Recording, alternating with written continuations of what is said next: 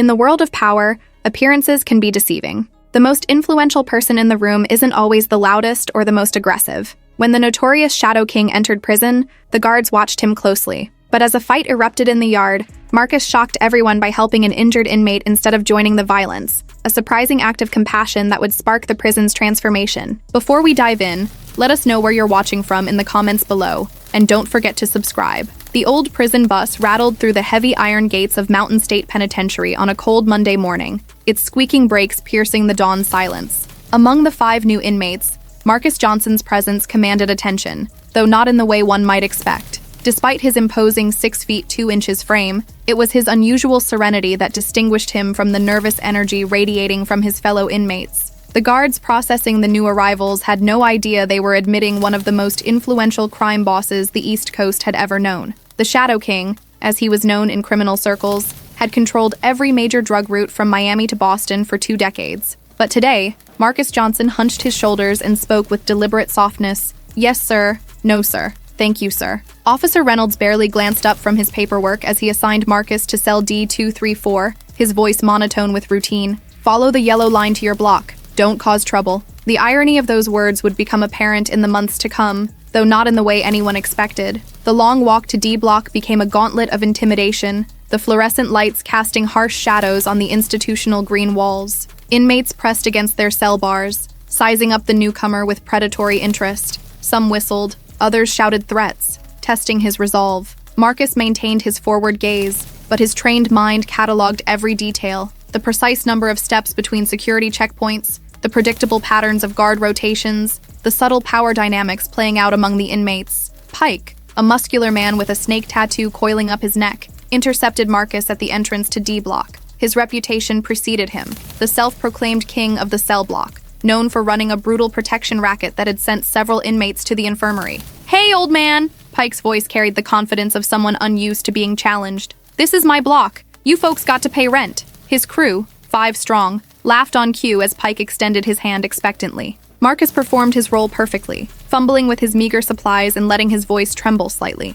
I don't have anything yet." The performance satisfied Pike's ego, exactly as Marcus had planned. Every movement, every gesture was calculated to reinforce the image of a harmless old-timer. "Better figure something out quick, old-timer. Rent's due by the end of the week." Pike's crew pushed Marcus's mattress to the floor, their laughter echoing down the corridor. As they walked away, Marcus allowed himself a brief, knowing smile, the kind that had made hardened criminals tremble in his previous life. For 3 weeks, Marcus endured their systematic torment with calculated patience. They stole his food, destroyed his possessions, and forced him through punishing exercise routines, or so they believed. What they failed to notice was the perfect control in his movements, the way his eyes tracked every interaction, how his apparent stumbles always landed him exactly where he needed to be. Even when they raided his cell at night, with the help of a corrupt guard, Marcus maintained his carefully crafted persona of helplessness. The prison library became his unofficial headquarters, though none recognized it as such. Mr. Washington,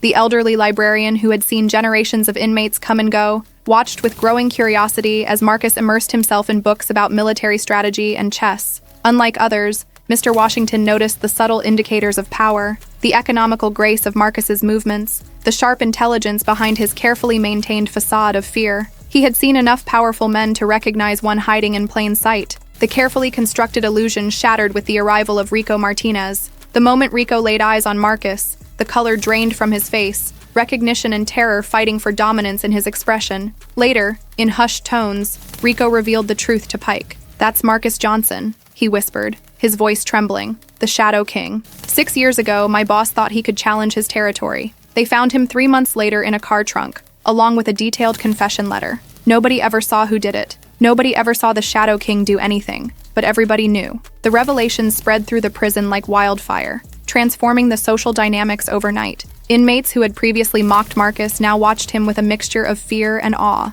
They shared stories they'd heard from the streets, how he could shut down entire cities' criminal operations with a single phone call, how those who crossed him seemed to vanish without a trace or violence. Even the guards began treating him differently, their posture straightening unconsciously when he passed.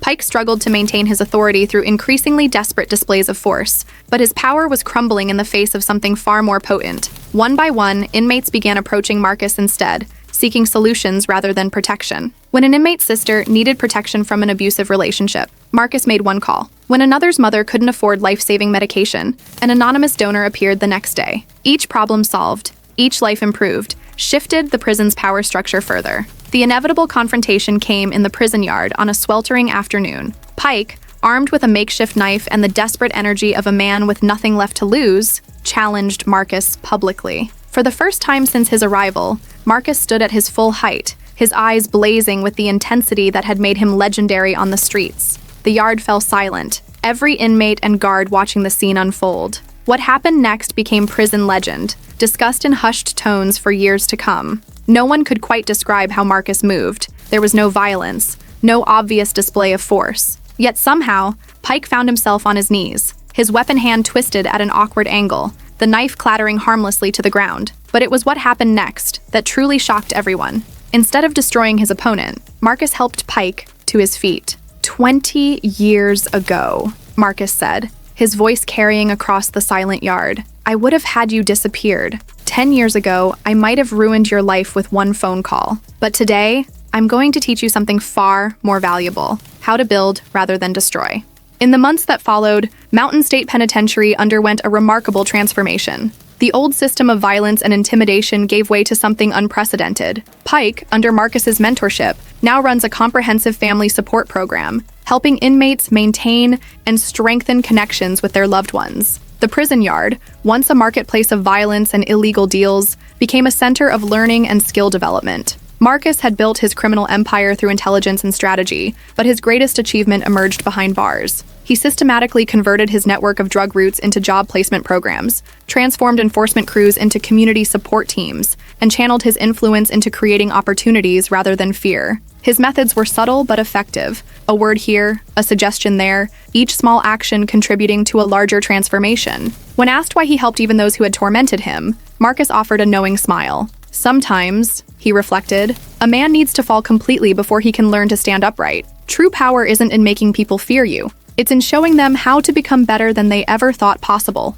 Today, the Shadow King's influence isn't measured in territory or fear, but in transformed lives. The prison's rehabilitation program participation has increased by 200%. Violent incidents have decreased by 80%, and families on the outside are finding hope and support they never thought possible. The warden, initially skeptical of the changes, now points to Mountain State as a model for prison reform. As Marcus lies in his bunk each night, he contemplates the irony of his journey. He lost his empire, his freedom, and his fearsome reputation, but in return, he found something far more valuable: the power to guide others toward redemption and positive change. His story serves as a powerful reminder that true influence comes not from forcing others to bow, but from helping them stand tall.